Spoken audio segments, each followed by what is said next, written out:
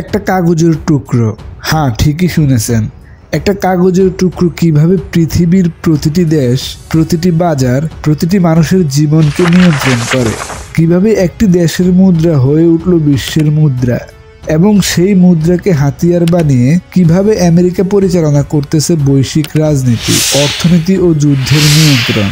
ওই কাগজটার নামই হচ্ছে মূলত ডলার।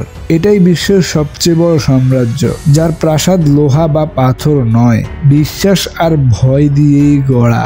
আজ আমরা এই ডকুমেন্টারিতে উন্মোচন করব ডলারের পুরো ইতিহাস এবং বর্তমানে ডলারের প্রভাবে কিভাবে আমেরিকা অন্য দেশগুলোর উপর চাপ সৃষ্টি করতেছে বা একচাটিয়া আধিপত্য স্থাপন করেছে পুরো পৃথিবীতে। আমেরিকা সালটা ছিল 1776।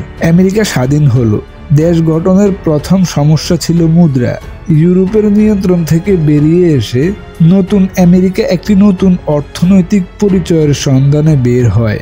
এরপর 1785 সালে জন্ম নিল যুক্তরাষ্ট্রের নতুন মুদ্রা, নাম তার ডলার। এই ডলার তখন পৃথিবীর কাছে কেবল একটি স্থানীয় মুদ্রা, কিন্তু কেউ তখনও বুঝতে পারেনি যে একদিন এটি শাসন করবে পুরো পৃথিবীকে। কিন্তু প্রশ্ন হলো, একটি নবজাতক দেশ যার অর্থনীতি একেবারেই দুর্বল, সেনাবাহিনীও ছোট, জনগণও অনেক কম, কিভাবে তার মুদ্রাকে বানালো বিশ্বের সম্রাট? কিভাবেই বা ডলারের আধিপত্য ছড়িয়ে পড়ল পুরো বিশ্ব জুড়ে? 1800 ও 19 দশকে যুক্তরাষ্ট্র এক নতুন শক্তি হিসেবে উঠে আসে, কারণ তাদের কাছে ছিল দুটি অস্ত্র, একটা হলো স্বর্ণ আর একটা হলো পুরো পৃথিবীর বিশ্বাস। বিশ্বের বাণিজ্য তখন সোনার মানের উপর দাঁড়ানো, আর আমেরিকার কাছে ছিল বিশ্বের বৃহত্তম সোনা মজুদ। সেই সোনা ডলারের শক্তি বাড়ালো। বিশ্ব ধীরে ধীরে বুঝলো ডলার মানেই মনে হয় নিরাপদ। এরপর 1914 সালে প্রথম বিশ্বযুদ্ধ। ইউরোপ ধ্বংসস্তূপ, অর্থনীতি ভেঙে পড়েছে। একদিকে যুদ্ধের বাইরে থাকা আমেরিকা উৎপাদন বাড়িয়ে ধনী হলো, শক্তিশালী হলো, অন্যদিকে বিশ্বব্যাপী সোনা, সম্পদ, রিজার্ভ সব আমেরিকার দিকেই আসতে শুরু করলো। ডলার হয়ে উঠল তখন স্থিতিশীলতার প্রতীক। 1944 সালে যখন দ্বিতীয় বিশ্বযুদ্ধ শেষের পথে, বিশ্বের অর্থনীতি তখন বগন্য প্রায়। এই বিশৃঙ্খলার মধ্যেই অনুষ্ঠিত হলো ব্রিটেন উদ্যোগ সম্মেলন। এখানে 44টি দেশ সিদ্ধান্ত নিল পৃথিবীর প্রধান রিজার্ভ কারেন্সি হবে মার্কিন ডলার। ডলারের মান বাঁধা থাকবে সোনার সাথে, অর্থাৎ ডলার মানেই সোনা, সোনা মানেই ডলার। এটাই ছিল ডলারের সিংহাসনের আহরণ। এটাই ছিল ডলারের আধিপত্যের সূচনার শুরু। সোভিয়েত ইউনিয়ন সামরিক শক্তি ছিল, কিন্তু তাদের মুদ্রা ছিল দুর্বল। বিশ্ব যেন দুই ভাগে বিভক্ত হয়ে গেল। সামরিক শক্তি যেটা হলো সোভিয়েত ইউনিয়ন, এবং অর্থনৈতিক শক্তি যেটা হলো ইউএসএ অর্থাৎ আমেরিকা। তখন আমেরিকা চালু করলো মার্শাল প্ল্যান। যুদ্ধ বিধ্বস্ত দেশগুলোকে ডলারের ঋণ দিল, প্রতি ঋণের সাথে যুক্ত করে দিল শর্ত।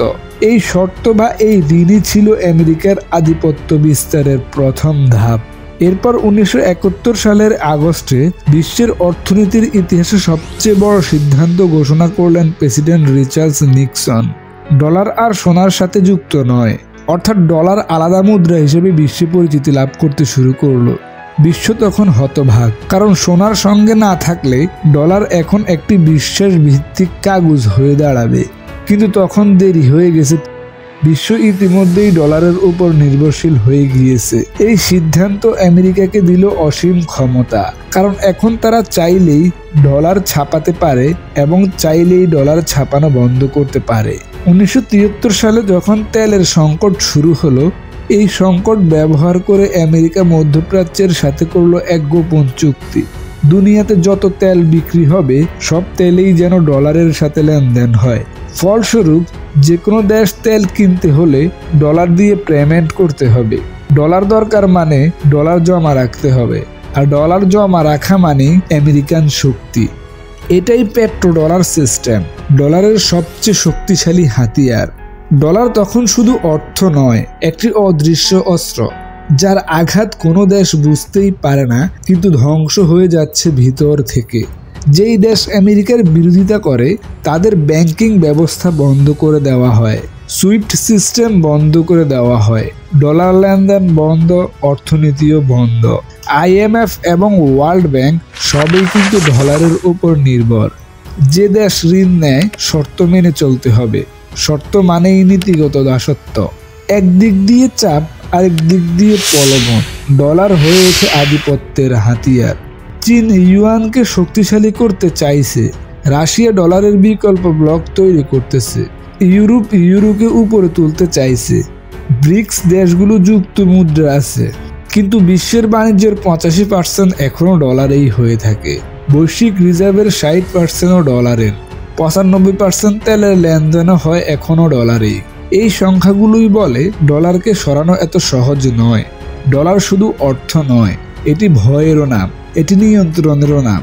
এটি একটা সিস্টেম বা ট্র্যাক, যেই ট্র্যাক বা সিস্টেমে প্রতিটা দেশকেই আমেরিকা ফেলে রেখেছে এবং ভিতর থেকে তাদের দাসত্বই বানিয়ে রেখেছে। এখন অন্যান্য দেশগুলো চাইলেও এই দাসত্ব থেকে বের হতে পারে না বা বের হতে পারবেও না। ক্রিপ্টোকারেন্সি এসেছে, বিটকয়েনও এসেছে, চীনের ডিজিটাল ইয়ানও এসেছে, রাশিয়ার ডিজিটাল রুবলও এসেছে। কিন্তু বিশ্ব এখন ভাবতে শুরু করেছে ডলারের যুগ কি শেষ হবে?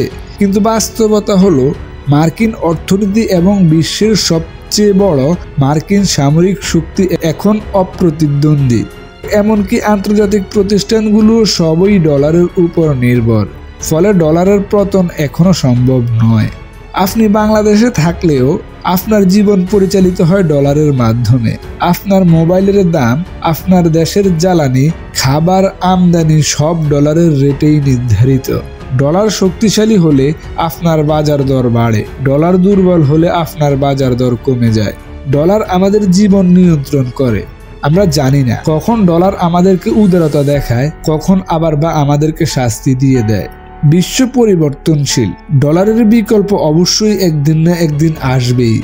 নতুন অর্থনৈতিক জোট তৈরি হবেই, ডিজিটাল মুদ্রা বাড়বে। কিন্তু ডলারকে সরাতে হলে লাগে শুধু নতুন মুদ্রা নয়, লাগে নতুন বিশ্বাস। এই বিশ্বাস তৈরি করতে সময় লাগবে দশক নয়, শতাব্দীর পর শতাব্দী।